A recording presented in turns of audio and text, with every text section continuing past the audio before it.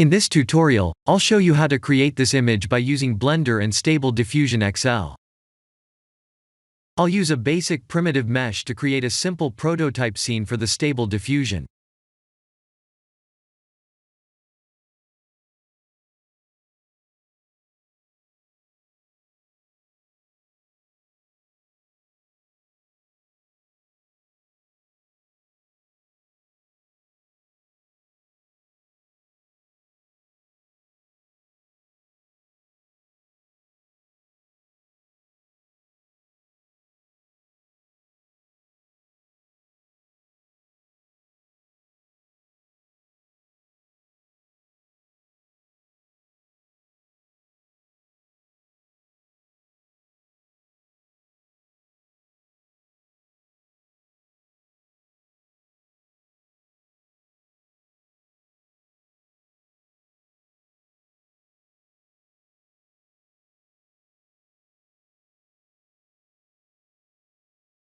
Please render the image and import it in Stable Diffusion.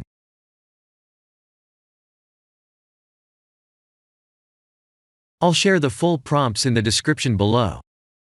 Please set the preprocessor to none, and select the correct depth model.